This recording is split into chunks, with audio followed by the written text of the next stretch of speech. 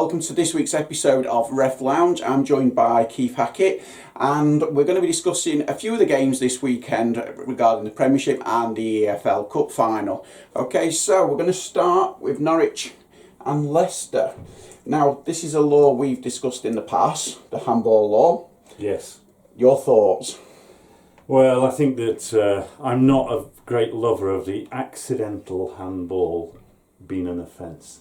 And neither am I a lover because the same offence could take place, or should I say the same incident can take place between a defender and an attacker, and we're left with different decisions. Yeah. We're treating players differently on the field of play. Now, I know that applies to goalkeeper and outfield players and substitutes, but in reality, I don't like it. Yeah, no, it is, because it's a straightforward thing. People have actually cottoned on because of this, because that's not an offence, because it's touched a defender. Yeah. But then it's an offence because of that. And now the interesting thing is yesterday I had a handball which was completely accidental, followed by a cross. The shot was missed, but had it gone in, I'm playing on because it's accidental. But then if it goes in, I'm bringing it back and disallowing a goal. Try selling that on a grassroots on a Sunday. Yeah. But Craig's improved, hasn't he, this year? Do you know, we were critical. I've been critical of his movement and positioning. Yeah. I mean, I've always considered him an excellent decision maker. Facing with a challenge, Yeah. he'll more often than not make the right call, the right judgments. And I think he's just putting in that extra effort. I saw a wonderful sprint. Yeah. And he's in form. Yeah, he and is. therefore, I just hope now that the authorities see that lift in form. And this is my favourite for the FA Cup final, definitely. Right, okay, Martin Atkinson, Brighton and Palace. A lot of people don't realise that this is actually a grudge match. Yes, they don't realise, because they're not saying, well, it's not Manchester derby or Liverpool derby. They don't realise it's a grudge match, and it did actually nearly kick off. Yeah. But Martin, yellow card to the substitute for kicking the ball at Zaha, then used VAR to see if there was a spitting offence. Now, his game was spot on. He were in the area, he waved away corners and stuff. But what have you, but it's this. I like this, that he was aware of what was going off the pitch as well as on it. Sign of a very experienced, good referee. And a good appointment by the PJ Morel to put this experienced referee on this game. You're absolutely right. This is a grudge match. It's got a lot of history. No one knows really why it's there. But it's a game that takes some refereeing. It does, and it certainly did on that one. Okay, Everton and Manchester United. As you noticed, there's a lot more to discuss on this one, and I'm very, very aware of a number of different things. The first thing I'm going to hit on here is we're not going to talk about errors and stuff as far as the players go, because there was quite a few player errors yesterday. Yes. But what we're going to do here is we're going to look at this. So here we've got the initial kick. We've got players down, bang in front of the keeper on here, takes a deflection, comes on here, ruled out for offside. In your opinion, correct or incorrect? I, as a referee, would give this offside. For me, he is interfering with the opponent. I think he's in the sight line of the ball, which was the explanation VAR gave, but I think he's also restricting the opportunity of the goalkeeper to actually make a save. So I'm going with it, but I'm also recognising that there's a lot of referees that are opposite to that. Yep. Their view is, don't choke this goal off. The thing that concerned me about this was I couldn't understand why, given the outcome, given the scenario, why Chris Kavanagh moved across to the assistant referee to have a debate. Which we have down here. I just don't understand this at all. Stand there, stay firm, put your finger in the air, the VAR's going to check it. Yeah. And that will reduce the overall conflict that existed around this particular incident. Yeah, because we ended up with people around the assistant and the referee on here. All he's saying is the fact that he is in an offside position, whether he's active or not. We've got the movement of feet, he's right next to the ball on there. But what a lot of people are saying is he's looking over it, but they're not realising, maybe for the shot, but not for the deflection. No. And that's what they're not cutting in on to. Yeah, correct. And I'd just like to make an observation about Chris Kavanagh, because I know that he's a good decision maker. But I think he's falling short. He's falling short in a way that Craig Pawson was falling short earlier in the season. That is lack of pace. Yeah. I do think he needs to increase his motivation, increase his movement. And the other thing that I noticed was, he's going straight to cards.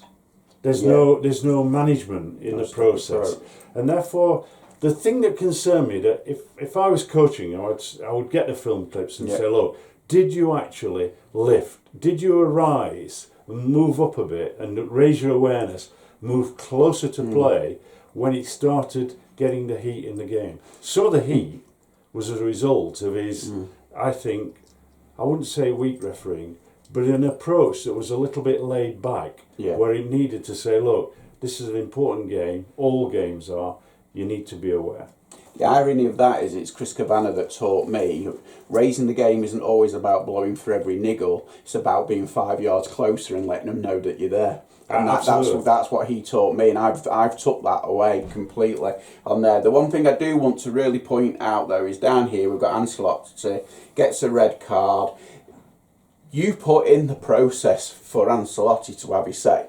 Absolutely. I mean, 30 minutes after the game, he knocks on the referee's door, and the referee's expected to invite him in, and then they can have a discussion to clarify. Yeah. So the thing that's concerning me is managers going onto the pitch. It's very public.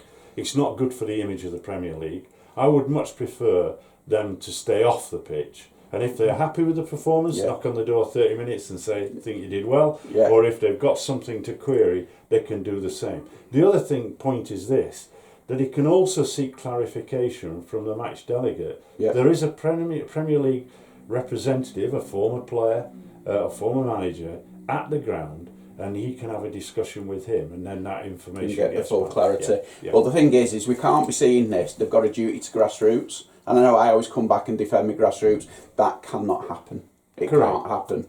And on there, on his calmness, he had a pop at the assistant, then had a pop at him, and then he obviously said something that was way too much and Got a red card. drop, so which is really on there. But yeah, I agree with you as far as Chris. Have a plan B.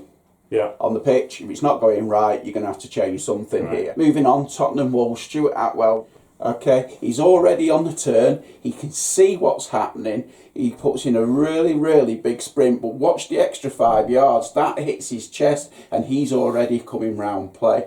That's what you're on about the extra movement. Absolutely. I mean, he is banging form. He's refereeing exceptionally well. I think that in form, he's almost our top referee. He's gone into that top three. He looks comfortable. He looks confident. His movement has always been terrific. Yeah. But now he's got the confidence to make those big calls. Well, he shows it again here, because I saw this. Okay, so on this particular one, just press play on there. Okay, he's already moving. He's coming round play, but now we're over here, and he's here, and he's playing an advantage. Okay, because in fact, the advantage isn't on that one, and I haven't got the clip. There's one where Traore's nearly halved. But he stays on his feet. Yeah, I remember. And it's a few one. seconds later, and then he gives it that because it's like move forward. So on here we've got him around play, then he's shooting across the field, and now he's got that. Then we've got an advantage to goal, which was brilliant because it wasn't just a little foul on Traore, it was a big foul. That's right, yeah. And I tell you, this is where, for me, there's a couple of referees. You mentioned Chris Kavanagh, but I also think Andy Madley could look at what Stuart's doing as Absolutely. well, about going that extra 5. I think that, what the outcome here is that it's the effort that he's put in off the pitch. Yeah. This guy's always been a fit referee. Yeah. His mobility is excellent, but I like that movement. And it's the point that I'm always making. This selling the decision by being in proximity to play. Because if you're thereabouts, you're going to make an accurate decision. One thing he fights for that Anthony Taylor started doing, because Anthony Taylor had that little bit of a rough patch, and he seems to be building himself back up, and it's the fight to keep the ball inside. Correct. At all angles. It don't matter where I end up as a referee as long as I can see the ball. And I think that's a really good basic thing for any referee. If you can see the ball, you're going to see a decision. Correct. And there's no question about it. And, we're critical of sometimes of PGMOL referees. This guy is in form. He's doing really, really well. Yeah. Okay, just going on to the cup final yesterday. Now, Lee Mason had this game now. When I was watching this, and we all saw that it wasn't a corner, you know, like that's fine, it's on there. But what people don't realise is the assistant can't see through a body. But Lee Mason can see that, and he should be, even if the assistant thinks it's a corner and goes, he's got to be overruling him and going, no, that's a goal kick. Absolutely. I think, first of all, the concern is, why did the assistant referee flag for a corner kick when he hadn't got a view? Yeah. TV picks that up, Yeah. so he's guessed. Yeah. Don't guess. Or if you're going to guess safety. It's a goal kick. Yeah. But I do think on this occasion, Lee Mason had a good view. Let's not, however, get into the semantics of one single decision affecting the outcome of And this he's game. made They had a 200 corner yeah, kick. yeah. They had a corner kick. They should have defended it better. Yeah. The one thing that I liked, and I'm not Lee Mason's favourite fan, he's a great guy off the field Yeah. play, I can tell you. Got a great sense of humour. It was really pleasing to see him officiate this game, and I think he had one of his better games. Yeah, no, I thought they were, and the yellow cards were in the right place. But there was one. There's a really big tackle. Aston Villa do this amazing big tackle, and I just went back 15 years where that's a good tackle. Today it's a yellow card, and it is.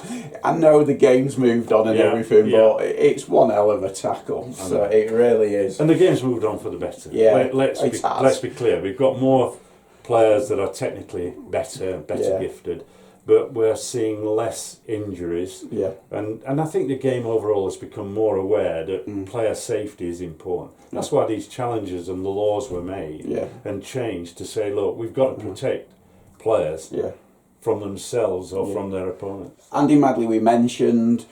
The only thing we've said on there is 5 yards short. Correct. And we've seen why that 5 yards makes a difference, which is really good.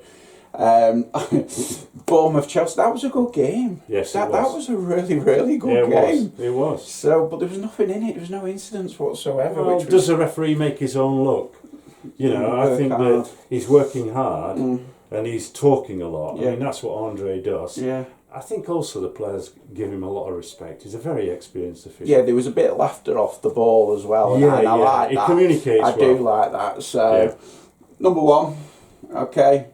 Mr. Oliver had the shock of the weekend, which was Watford and Liverpool. But his man management skills at the moment. But you know, when we talk about Chris and Plan B, he has a Plan B. Absolutely. He'll either play what you're playing, or if you start kicking, then I'm going to sort it out.